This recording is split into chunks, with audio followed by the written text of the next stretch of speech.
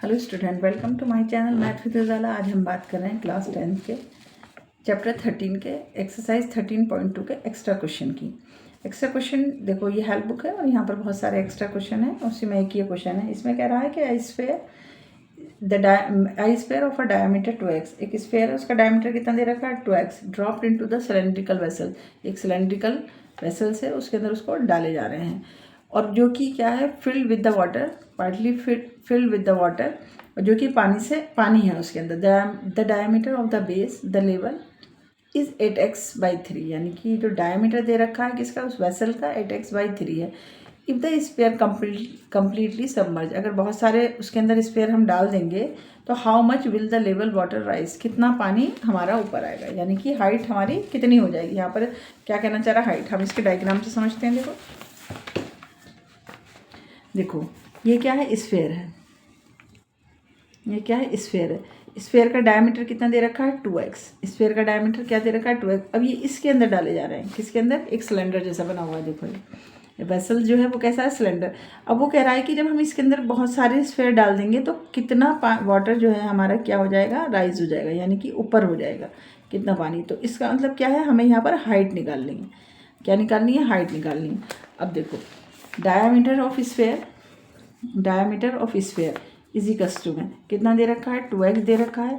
तो radius of sphere is equals to में कितना हो जाएगा 2x/2, 2 से 2 कैंसिल हो गया और ये हमारा आ गया x आ गया।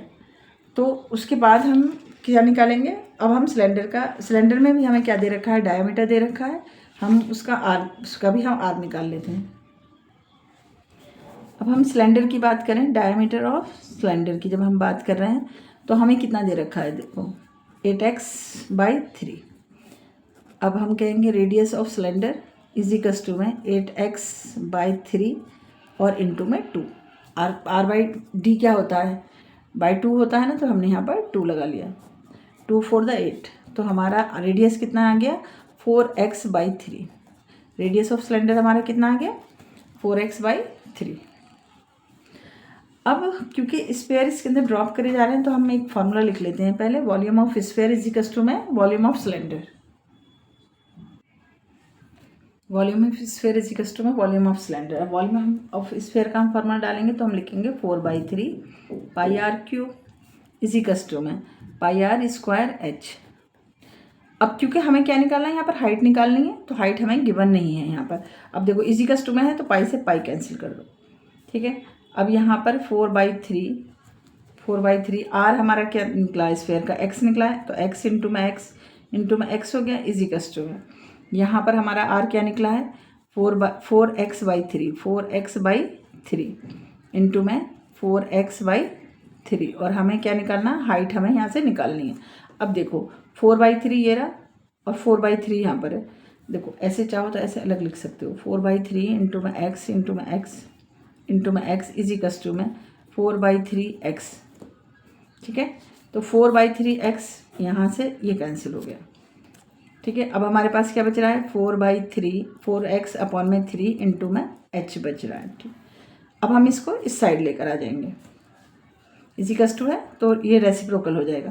देखो x इंटू में x हो गया। अब जब इसको इस साइड लेकर आओगे इसको, तो 3 कहाँ पर चला गया ऊपर और नीचे तुम्हारा क्या आ गया 4x इज इक्वल्स टू में h, ठीक है। यहाँ आया तो रेसिप्रोकल हो गया। 3 डिवाइड में था तो मल्टीप्लाई में चला गया, जो मल्टीप्लाई में होता है वो डिवाइड में आ जाता है। इस x से एक x कैंसिल और हो गया। तो तुम्हारा हाइट में क्या आ गया h इज इक्वल्स टू में यहाँ पर क्या है 3x/4। आंसर क्या आया, हाइट कितनी आई 3x/4। सेंटीमीटर में दे रखा है तो सेंटीमीटर में, और मीटर में दे रखा है तो मीटर में। अगर कोई दे रखी है यूनिट तो हम उसमें लिखते हैं। तो हाइट हमारी कितनी होगी, इतनी जो है क्या हो जाएगी, राइज हो जाएगी। कब, जब हम इसके अंदर स्फेयर डालेंगे।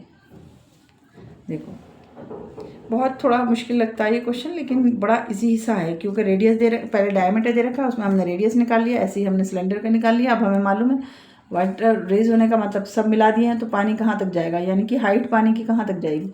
तो हमें वहाँ से हाइट निकालनी थी और हमने यहाँ पर निकाल दी हाइट हमारी कितनी आ गई 3x/4। ये एक्स्ट्रा क्वेश्चन है, इसे बहुत ध्यान से करना और समझना।